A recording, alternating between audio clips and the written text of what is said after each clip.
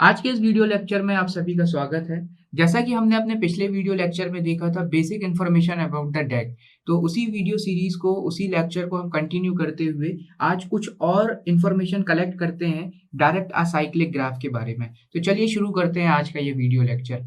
तो direct acyclic graph जो है ये डैग है, इसका जो बेसिक इंटीमेशन है, जो बेसिक काम है वो डिटरमाइन करना कॉमन सब एक्सप्रेशन को, जो भी हमको 3 एड्रेस कोड है उसको डिटरमाइन करना। और डायरेक्ट असाइक्लिक ग्राफ का हमने पिछले वीडियो लेक्चर में एक एग्जांपल देखा था। तो इसमें जो लीव नोड्स होते हैं गाइस, लीव नोड्स जो हैं वो लेबल्ड होते हैं वेरिएबल से, यानी जो भी आपका वेरिएबल होगा वो किससे इंडिकेट किया जाएगा, लीव नोड से इंडिकेट किया जाएगा। और जो इंटीरियर नोड होते हैं, यानी अगर हम एक एग्जांपल देखें कि एक सिंपल एक ऐसे ही ट्री, जनरल ट्री में बना दे रहा हूं आपको समझने के लिए कि इंटीरियर नोड्स और ये क्या होते हैं। तो ये जो लीव नोड है, ये लीव नोड है, ये आपके वेरिएबल को इंडिकेट करते हैं डायरेक्ट असाइक्लिक ग्राफ में।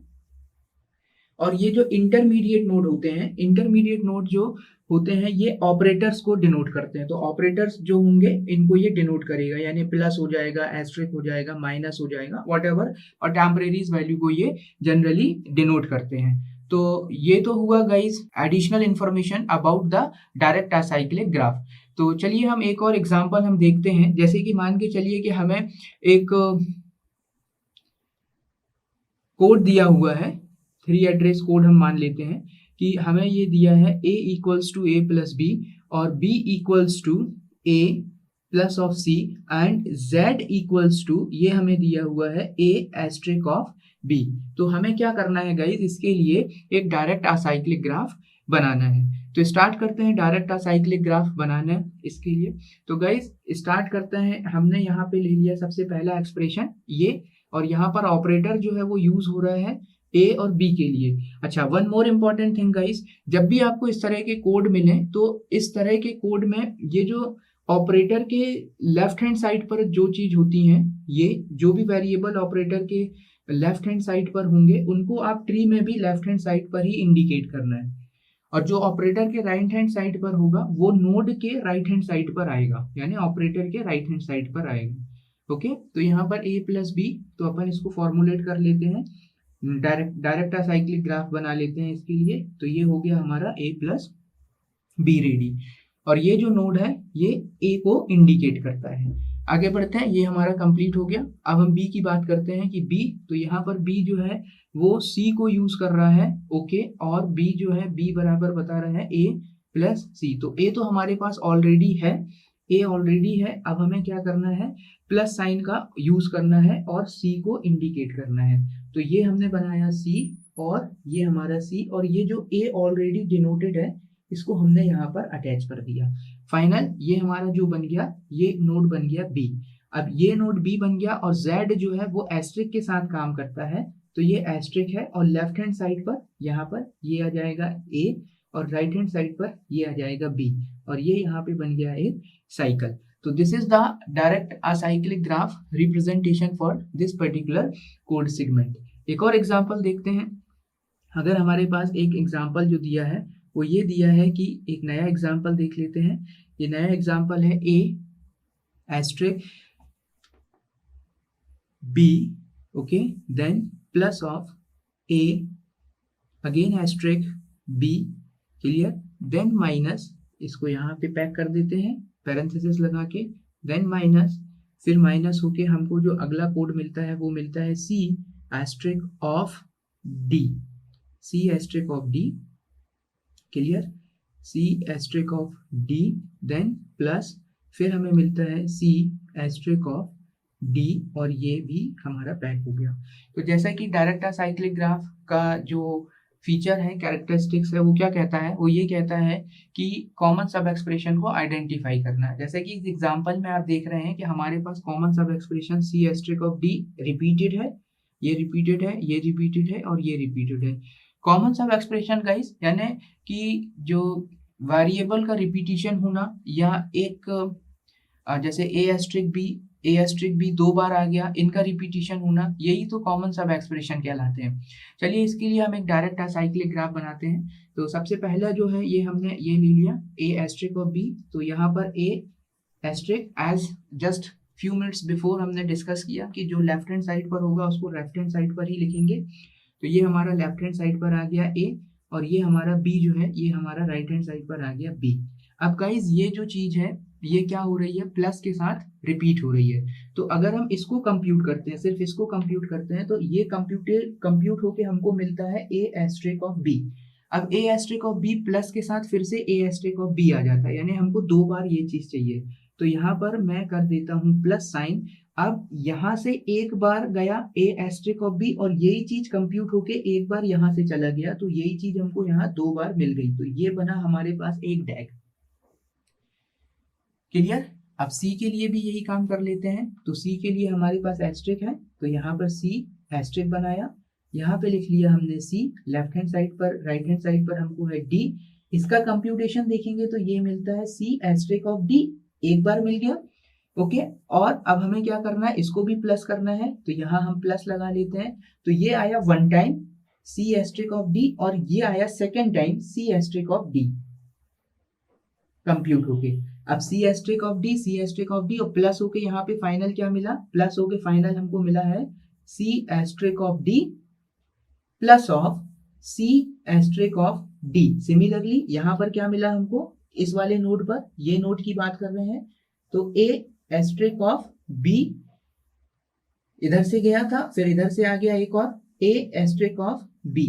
ये दोनों कंप्यूट हो गए, हमारा ये पूरा पोर्शन कंप्लीट, ये पूरा पोर्शन कंप्लीट। फाइनल माइनस चाहिए, तो माइनस, ये राइट लेफ्ट हैंड साइड पर है, इसको यहाँ अटैच कर दिया, ये राइट हैंड साइड पर है, इसको यहाँ अटैच कर दिया।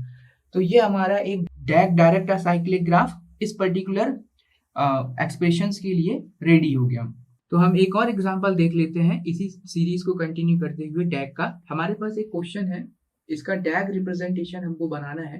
क्वेश्चन जो है वो a equals to b plus C है, and b equals to a minus of d है, and c equals to b plus C है, यानी ये वाला और ये वाला जो है ये कॉमन सब एक्सप्रेशन हमको मिल गया। ओके, तो इसके लिए डैग हम डिजाइन करेंगे, और d इक्वल्स टू ये कहता है a माइनस d। तो चलिए डैग बनाते हैं। सबसे पहला जो एक्सप्रेशन है हम उसके लिए डैग बना लेते हैं। तो पहला जो एक्सप्रेशन है, इसके लेफ्ट हैंड साइड पर b है, तो ये हमको b मिल गया, और राइट हैंड साइड पर c है, तो यहाँ पर हमको c मिल गया। तो ये तो हमारा रेडी हो गया। ओके, एंड ये पूरा का पूरा वैल्यू जो है इस नोड पर आ जाता है, और इस नोड को हम क्या कहते हैं, a पर ये वैल्यू स्टोर होगा। तो दिस इज कंप्लीटेड। नाउ अब राइट हैंड साइड पर c है, और ये d के साथ कंप्यूट होता है। तो ओके, चेक कर लेते हैं। माइनस ऑपरेटर यहाँ पर यूज हो रहा है, माइनस ऑपरेटर है, और राइट हैंड साइड पर ये पोर्शन कंप्लीट हो गया। सिमिलरली यहाँ पर ये मिल गया हमको d, और ये पूरा का पूरा वैल्यू जो है वो b पर आके स्टोर होता है। तो यहाँ पर b हमको रेडी हो गया। ओके, एंड अब हमको c पर कंप्यूटेशन करना है। c पर, c प्लस ऑपरेटर के साथ काम कर रहा है। c किसके साथ काम कर रहा है, प्लस ऑपरेटर के साथ। तो यहाँ पर हम बना देते हैं एक plus operator. Okay, plus operator पर राइट हैंड साइड पर b है, तो ये b के साथ अटैच हो गया, और फिर हमें c चाहिए, तो c हमारा ऑलरेडी कंप्यूटेड है, तो b प्लस c, तो ये c के लिए यहाँ पर हमने इसको डायरेक्टेड कर दिया, डायरेक्शन बना दिया, and final value is computed here c। Okay guys, now अभी c का यहाँ पर जो लीफ नोड था, अब ये कंप्यूटेड होकर यहाँ पर अपडेट हो गया। क्लियर? नाउ c मिल गया हमको, तो this is also completed. Now finally हमको चाहिए अब d equals to a minus d।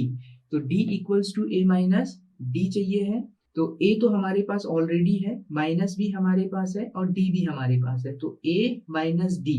तो ये जो है गाइस, यहाँ इंपॉर्टेंट क्या था कि जब दो कॉमन सब एक्सप्रेशन है, बट इनका जो स्टोरेज वैल्यू है, जैसे यहाँ पर a माइनस डी का स्टोरिंग कहाँ पर आ रहा था, b पर आ रहा था, और यहाँ पर a माइनस डी इसका स्टोरिंग कहाँ पर आ रहा है, d पर आ रहा है। तो इनको हम एक साथ लिख सकते हैं, इधर पर एक साथ लिख सकते हैं। तो इस क्वेश्चन से हमें पता क्या चला गाइस कि जब भी कॉमन सब एक्सप्रेशन आते हैं, इनका कंप्यूटेशन यानी जो इनका right hand side evaluation part common होता है, बट स्टोरेज जो लेफ्ट हैंड साइड पर है वो डिफरेंट होता है। तो जब हम इसका डैग रिप्रेजेंटेशन बनाते हैं तो इनको हम एक साथ लिख सकते हैं। Clear? So this is the one important example, university exam में कई बार पूछा जा सकता है आपसे। और अब हम एक और एग्जाम्पल देख लेते हैं डैग का। ये थोड़ा सा कॉम्प्लेक्स है, इसको समझने की कोशिश करते हैं। हमारे पास एक इक्वेशन दी है a equals to b asterisk of c। यहाँ पर c जो है वो यूनरी c है, फिर plus b asterisk of c, यानी ये जो कॉमन सब एक्सप्रेशन है ये रिपीट हो गया इसके साथ। तो चलिए बना लेते हैं इसका डैग। तो गाइस सबसे पहले हम बनाते हैं यूनरी सी। आपको जब भी इस तरह का इक्वेशन मिले या इस तरह का कंप्यूटेशन एक्सप्रेशन मिले डैग डायरेक्ट असाइक्लिक ग्राफ बनाने के लिए, तो पहले आप टारगेट करिए यूनरी सी को। ओके, तो यूनरी सी किस तरह से रिप्रेजेंट होगा, ये माइनस साइन है और यहाँ पर जो भी वैल्यू कंप्यूट हो रही है वो सी की कंप्यूट हो रही है। तो this particular node is nothing but this is indicate the minus C, that is your unary C. अब यूनरी सी के साथ हमको क्या करना है, एस्ट्रिक ऑपरेशन को परफॉर्म करना है। ओके, एस्ट्रिक ऑपरेशन हमारा परफॉर्म हो गया। हमने अभी पहले ही देख लिया है कि जो ऑपरेटर के दाईं तरफ होगा उसको हम दाईं तरफ रखेंगे, जो बाईं तरफ होंगे वेरिएबल उनको हम लेफ्ट हैंड साइड पर रखेंगे। तो ये कंप्यूट होकर हमको मिल गया बी। अगर हम इसको पूरा कंप्यूट करते हैं, ये पूरा पार्ट कंप्यूट होता है, तो ये पार्ट किस पर आता है, ये कंप्यूट होके हमको क्या मिलेगा, ये नोड का वैल्यू क्या मिलेगा, बी एस्ट्रिक ऑफ माइनस सी। इस नोड पर ये वैल्यू आके कंप्यूट होकर मिल गई। ठीक है, अब यही वैल्यू हमको यहाँ पर चाहिए, तो हमें क्या चाहिए, प्लस चाहिए। तो यहाँ पे प्लस कर देंगे, ये कंप्यूट होके इधर आया ये वाला पोर्शन, एंड सेम थिंग इस कंप्यूट होकर इधर पर आया। तो ये हमारा जो बन गया, ये बना अभी ये पोर्शन डैग का, यानी ये पोर्शन हमारा कंप्लीट हो गया। क्लियर, साइकिल बन गया तो डायरेक्ट साइक्लिक ग्राफ। अब बारी आती है हमारा ऑपरेटर की। तो ये पूरा का पूरा जो वैल्यू कंप्यूट हुआ है वो यहाँ आके स्टोर हो गया। यहाँ पर क्या वैल्यू स्टोर हुआ, एस्ट्रिक ऑफ माइनस सी, इधर पर plus of B asterisk of minus C. Clear, तो ये वैल्यू जो है वो इस नोड पर आके स्टोर हो गई। अब इक्वल्स टू है, असाइनमेंट ऑपरेटर यहाँ आ गया। फाइनल वैल्यू कहाँ जा रहा है, लेफ्ट हैंड साइड पर ए पर। So this is the डैग representation for this particular question. तो गाइज आशा करता हूँ आपको ये वीडियो समझ में आया होगा, डैग को कैसे हम रिप्रेजेंट करते हैं, डैग में इंटीरियर नोड क्या होते हैं, लीफ नोड क्या होते हैं। और thank you so much watching this video. We will meet again in the new video lecture. Take care. Bye bye.